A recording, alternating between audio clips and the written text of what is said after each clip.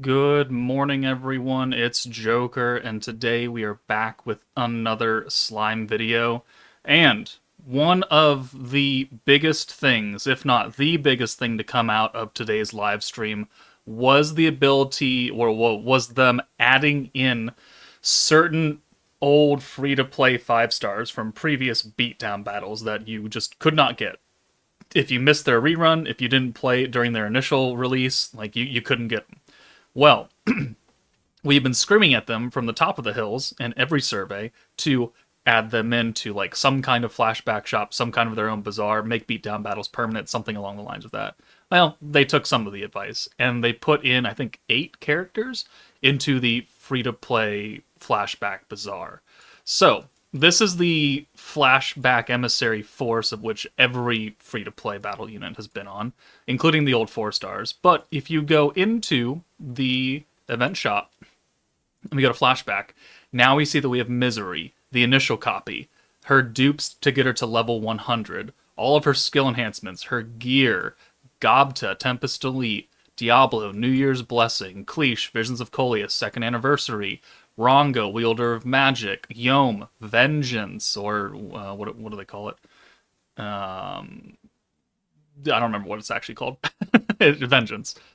Summer Memories, Romaris, Bride, Triad, Goddess of Destiny. Probably the most important character to pick up out of this entire batch, if I'm going to be perfectly honest with you. Warrior's Mind Shion 1.0, the Gabaru from World of Fantasy, and the very first free-to-play 5-star from the EX meta era is Gobta. So they've added in everything up to Primal Demon, essentially, as far as the free-to-play units, minus the collabs, which is expected. And this is great. This means that people who did not play during the Goddess of Destiny or one of its reruns, they were initially locked out of having Trya, ever. And every time I would use Trya in a video, they'd be like, well, feels bad, I can't get her. Now you can. It costs flashback crystals, which, if you don't know how to get them, there are 2 different ways. One is by doing the event, this like any monthly event battle, you get the currency for whatever it's called. You take it down here and you could buy flashback currency. And you can, that's the most convenient way to do it in a standard kind of era, playtime, month, whatever.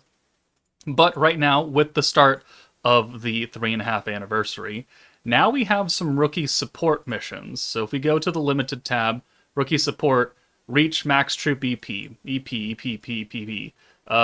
Do some other things. 250 right there. I've done a lot of these. There should be some other ones in here for like clearing certain story quests, unless they...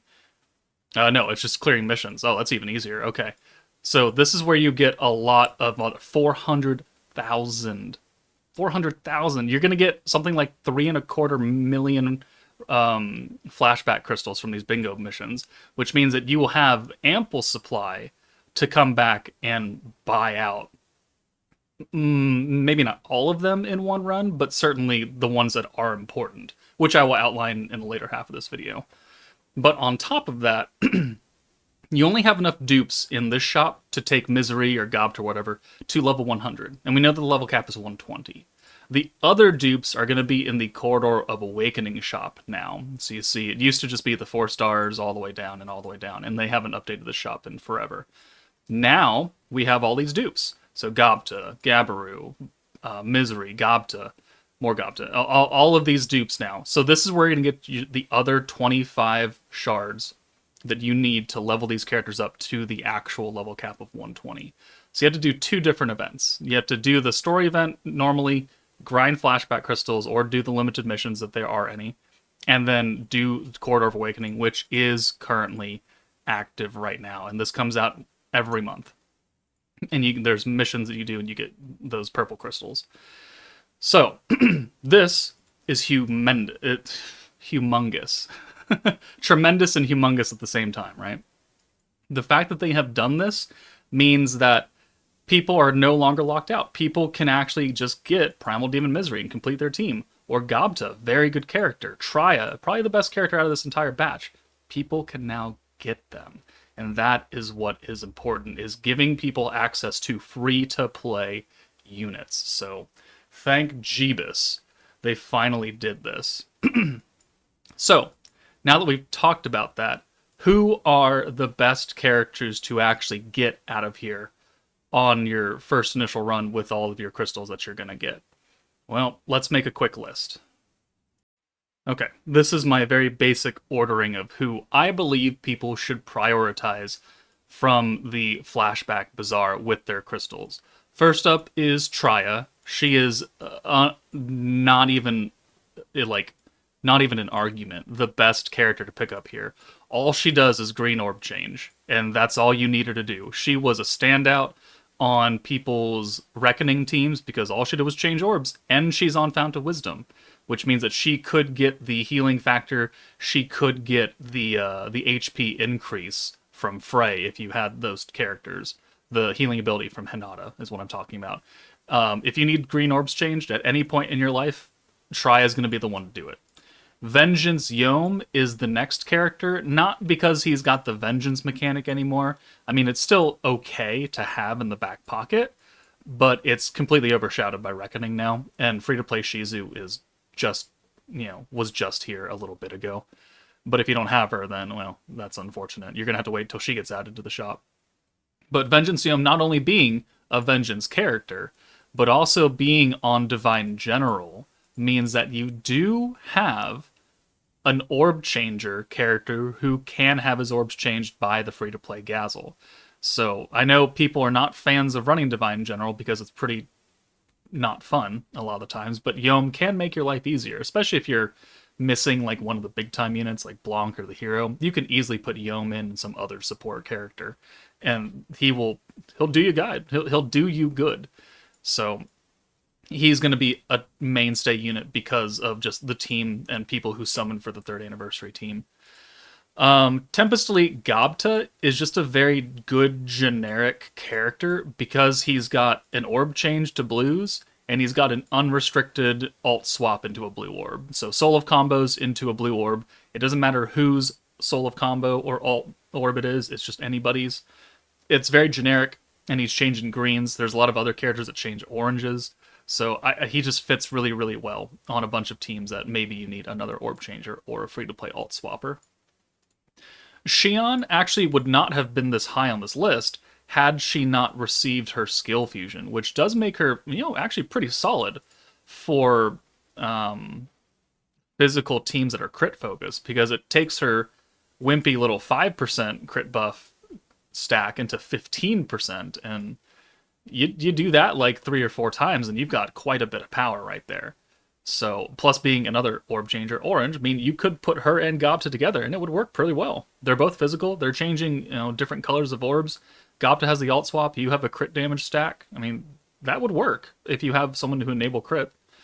Romaris after that is another kind of generic orb changer. And then she's got the Enamor ability, which can give you 15% alt gauge at the end of every turn. It's kind of a fun gimmick in a pinch. It's not something I would truly rely on a lot of the times, but if you have it going, I mean, it's fun. But she is just a special convert for blues. She changes 1 orange and 1 green to 2 blues. So Xion, Gobta, oranges, greens, and a special convert. There's your orb changes right there. And then we have Ranga, and you could really flip Ranga and Diablo, quite honestly. It's really what you're going for. They're both meant to be used on an orange team. Diablo specifically needs to be on New Year's Blessing.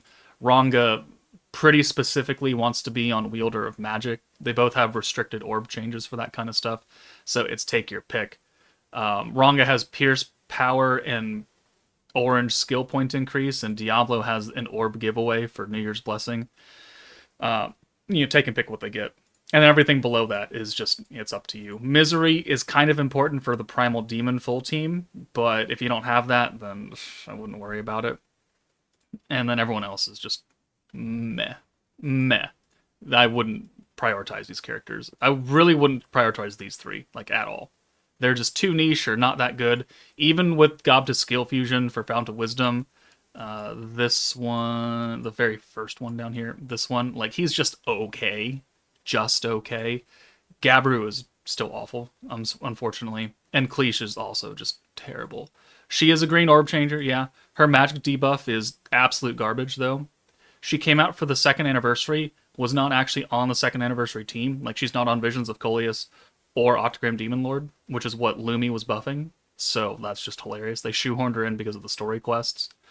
So she is definitely not high on this list. So your prioritization is Traya, Yom, Template Gobta, Shion. After that, it's really up to you. But these are the top four. You should have enough to do those four with the 3 and some million flashback crystals you're going to get from the missions that are going on right now. But that's all I wanted to talk about, was the fact that they've done this. They're going to add more into this shop eventually. They didn't actually say when, but they're gonna probably drop them in phases. So this is like what,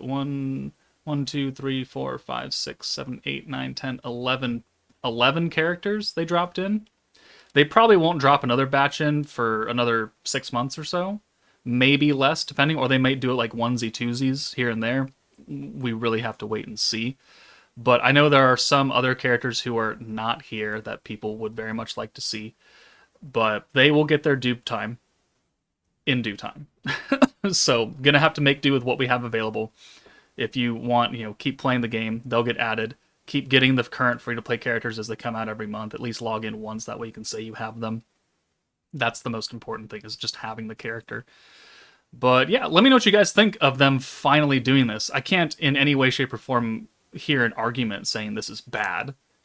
But if you have, an interesting opinion otherwise on this and how they've implemented it, and let me know in the comments, and maybe we could add it to the next survey, how to improve this a little bit besides plopping everybody in here. That's the obvious one, I guess. But that's it for me. Take it easy, and I'll see you all later.